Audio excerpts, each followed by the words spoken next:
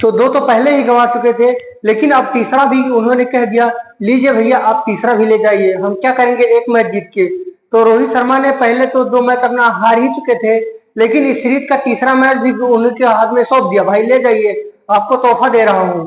क्योंकि जब 2 मैच, पहला मैच इन्होंने 8 विकेट से हारा, फिर दूसरा मैच 113 से हारने के बाद सीरीज भी हारी, तो भाई कम से कम ये आशाएं तो थी कि अब मुंबई में जाकर इतनी शर्मनाक हार तो नहीं हारेंगे कि क्लीन स्वीप हो जाए। लेकिन जो डर था वही हुआ।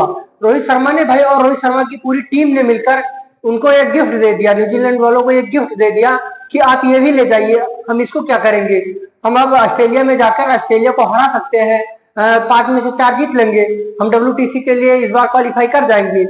लेकिन अब रोहित शर्मा भाई को कौन बताइए कि ऑस्ट्रेलिया में जाकर ऑस्ट्रेलिया से जीतना आसान नहीं है। तो रोहित शर्मा ने 2 मैच पहले हारे थे, सीरीज भी हार चुकी थी, अब तीसरा मैच हार के सीरीज में 3-0 से सीरीज को हार चुके हैं। जैसा कि इंडिया में ऐसा पहली बार हुआ है 20 सालों में। इंडिया 2000 में, सन 2000 में अपनी घरेलू सीरीज हारी थी 3-0 से। 2000 के बाद में, आज 24 सालों के बाद में रोहित शर्मा की कप्तानी में टीम इंडिया इतनी शर्मनाक हार हारी है अपने घरेलू सीरीज में। इससे पहले काफी मैचेस इंडिया हारी है, सीरीज भी हारी है, लेकिन क्लीन स्वीप कभी नहीं हुई है। 0 से तो कभी इंडिया हारी ही नहीं। लेकिन जो नहीं होता है वो रोहित शर्मा की कप्तानी में होता जरूर है।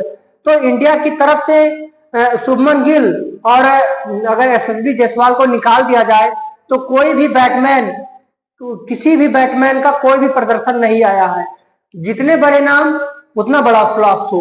आप हमारे बड़े भाई रोहित शर्मा को ले लीजिए, उनसे बड़े भाई विराट कोहली को ले लीजिए, भाई 91 रन 93 रन, दोनों ने कंपटीशन कर रखा है।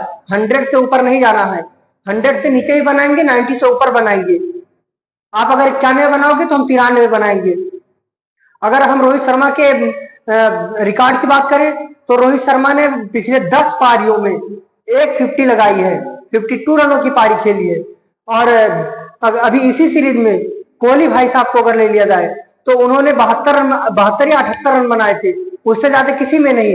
भैया हमारे 11 रन बना रहे हैं, भैया हमारे 1 रन बना रहे हैं, तो उनका ऐसा प्रदर्शन आ रहा है। आप 1 या 2 बैट्समैन की जिम्मेदारी से आप मैच नहीं जीत सकते। BCCI उन्हीं को सैलरी नहीं देती है, बाकी टीम में 11 खिलाड़ी खेलते हैं। आप ऋषभ पंत भाई कितना साधेगा। अब अगर आप 147 रन नहीं चेज कर सकते अपने होम कंडीशन में, खास करके मुंबई की पिच पे वानखेड़े में, तो आप WTC का तो सपना ही छोड़ दीजिए। तो इतना बढ़िया प्रदर्शन किया है तो एक बार स्कोर कार्ड पर नजर डालना बनता ही है। तो आइए इसी पारी के स्कोर कार्ड पर नजर डाल लेते हैं। भाई SSB जायसवाल 16 बॉल 5 रन। फिर उसके बाद में रोहित शर्मा कैप्टन, जो कि भाई बड़े भाई हमारे, उन्होंने 11 बॉलों में 11 रन बनाए। उसके बाद में शुभमन गिल, जो कि अगले मैच में 90 बनाए थे, इसमें उन्होंने 4 बॉलों में 1 रन बनाए हैं। फिर उसके बाद में विराट कोहली भैया, बड़े भैया जो उनसे भी बड़े भैया हैं, वो बना रहे हैं 7 बॉलों में 1 रन। NRI है, इंडिया छोड़ के अब इंग्लैंड शिफ्ट हो चुके हैं, उन्हीं भाई साहब के बारे में बात करें। फिर उसके बाद में ऋषभ पंत इकलौता बंदा है जो कि पारी को संभाल रहे हैं। उन्होंने 57 बॉलों में 64 रनों की पारी खेली, संभल के खेल रहे थे, लेकिन अब हो गया। उसके बाद में सरफराज खान, भाई इनको बड़े प्लेयरों की जगह इनको टीम में जगह दी गई है। इनको पिछले सीरीज को देखते हुए, बांग्लादेश की सीरीज को देखते हुए इनको टीम में इनको जगह दी गई थी कि ये कुछ अच्छा करेंगे, लेकिन पूरे सीरीज में ये बंदा भाई फ्लॉप शो, एकदम इनका फ्लॉप शो ही रहा है। किसी में भी ये हमें तो लग रहा है डबल डिजिट में भी नहीं पहुंचे हैं, सिंगल में ही चले गए, आए चले जाए, यही प्रदर्शन इनका रहा है।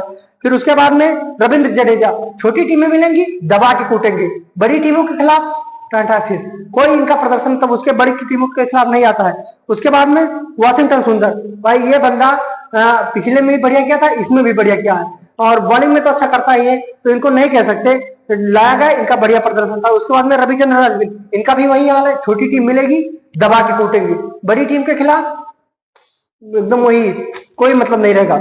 उसके बाद में आकाश और सिराज, ये तो 0-0। भाई जब बड़े बड़े प्लेयर नहीं कर पाए, भाई बड़े नाम 5, 11, 1, फिर उसके बाद में 1, 6, 8, तो ये कहीं कर लेंगे। फिर उसके बाद में न्यूजीलैंड की तरफ से बॉलिंग में मैट हेनरी 3 ओवर 1 विकेट। उसके बाद में इजाज पटेल 6 विकेट निकाले। फिर उसके बाद ग्लेन फिलिप्स 3 विकेट। खास करके इजाज पटेल को जब ये बंदा भाई मुंबई खासकर वानखेड़े में आया है, तब इन्होंने तबाही ही मचाई है। क्योंकि जब पिछले सीरीज में आए थे और इंडिया को एक तरफ से ऑल आउट करके चले गए थे, अकेले ही 10 विकेट निकाली थी। लेकिन जब इस बार भी आया है, पिछले इनिंग में 5 विकेट, इसमें 7 विकेट, तो इन्होंने कुल मिलाकर 24 विकेट निकाल ली है। तो अब देखना होगा कि क्या इंडिया ऑस्ट्रेलिया जाकर 5 में से 4 मैच अब इंडिया को जीतने हैं, उसको 4 जीत पाती है या वहां भी क्लीन स्वीप होके आती है। क्योंकि जब आप अपने घर में नहीं हार पाए तो बाहर तो भगवान ही जाने। फिर उसके बाद में रोहित शर्मा ने तो साफ कर दिया कि कप्तानी यही करेंगे, और अब उन्होंने कहा है कि अब हम पूरा ध्यान वही केंद्रित कर रहे हैं। 13 तारीख से तो इंडिया पहुंच जाएगी। तो अब देखना होगा कि क्या इंडिया इस मैच को, इस सीरीज को जीत पाती है, WTC के लिए क्वालिफाई कर पाती है या नहीं कर पाती। आप हमारे कमेंट बॉक्स में जरूर बताइएगा। अगर आपको हमारा वीडियो पसंद आया तो हमारे वीडियो को लाइक कीजिए। अगर आप हमारे चैनल को पहली बार देख रहे हैं तो हमारे चैनल को सब्सक्राइब कीजिए। अगर आप फेसबुक पर देख रहे हैं तो हमारे पेज को फॉलो जरूर करें।